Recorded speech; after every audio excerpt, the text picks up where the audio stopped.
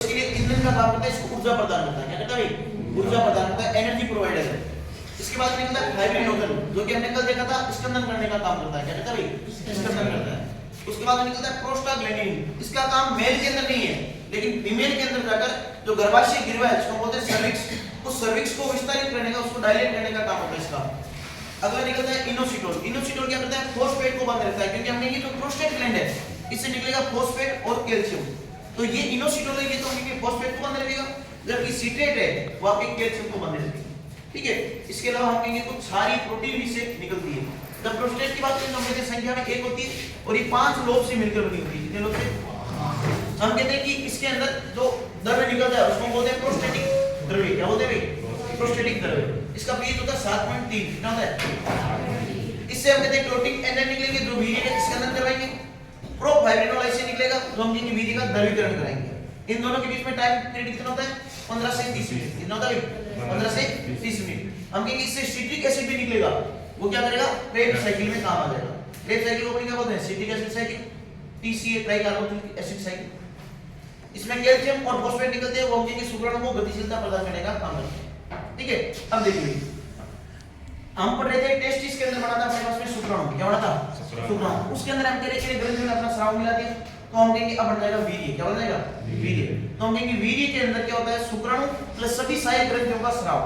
सभी सहायक ग्रंथियों का स्राव। ये जो सभी सहायक ग्रंथियों का स्राव होता है, इसको बोलते हैं सेमिनल प्लाज्मा। क्या बोलते हैं? तो हम कह सकते हैं कि जो वीर्य है, वीर्य यानी सीमन, सीमन में क्या होगा? Sperm plus seminal plasma. ठीक है। अब इसके अंदर कोई पूछ ले भाई कौन सी ग्रंथि कितना % भाग निकालती है, तो हम कहते हैं कि जो वीर्य होता है उसके अंदर 10% होता है शुक्राणु, 60 से 70% होता है सेमिनल फ्लूइड यानी शुक्राशय की तरल। ठीक है। 30% होता है प्रोस्टेटिक तरल और 1 से 2% होता है काउपर ग्रंथि यानी बल्बोइड तरल।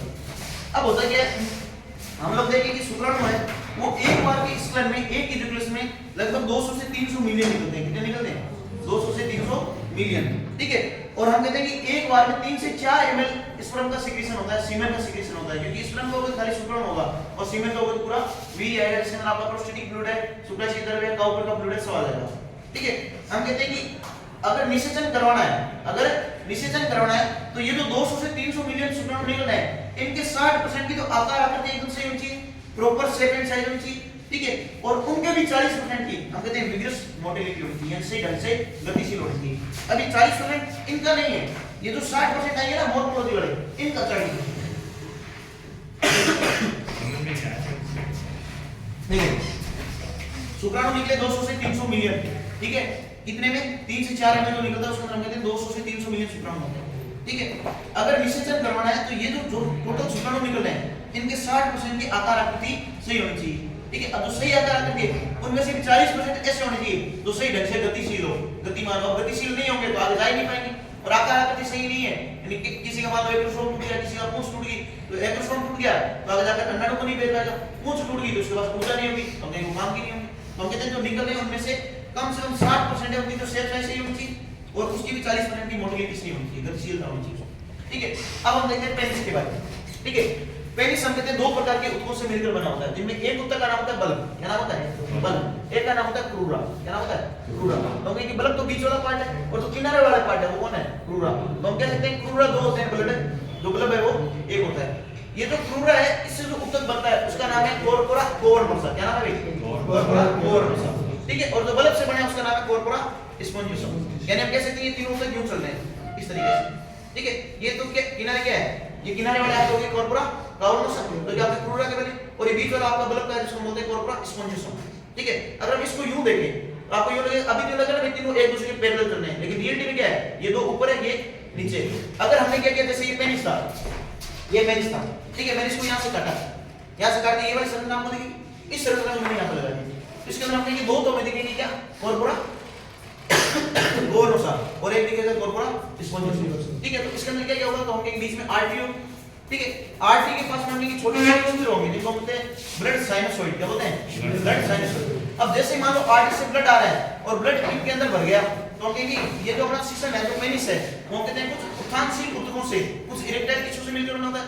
जैसे इसके अंदर ब्लड भरा तो हम कहेंगे तो पेनिस है, उसका साइज है वो इंक्रीज हो जाएगा। इसी को हम क्या कहते हैं? इरेक्शन ऑफ पेनिस या लिंग का उठना या उत्थान।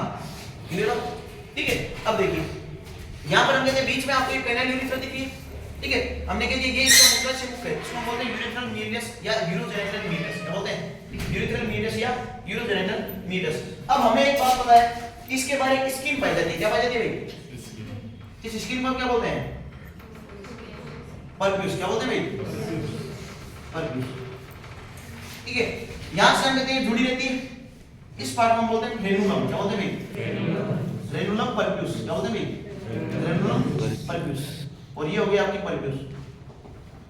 ये हम कहते हैं जो ग्लांस पेनिस है, जो आगे का पेनिस का जो खुला हुआ भाग, इसको हम बोलते हैं ग्लांस पेनिस। क्या बोलते हैं भाई? Glans penis. इस ग्लांस पेनिस को ढके हुए रहती है, ठीक है, इसलिए इसको हम बोलते हैं आगे की तरफ फोर स्किन। क्या बोलते हैं भाई? फोर स्किन या अग्रस्किन। क्या बोलते हैं भाई? क्लियर बात है तक? अब हम कहते हैं यहां पर इसके अंदर एक व्हाइट कलर का सब्सटेंस निकलता है, व्हाइट कलर का सब्सटेंस निकलता है, इसको हम बोलते हैं स्मिग्मा। क्या बोलते हैं भाई? स्मिग्मा। क्लियर बात है तक? चलो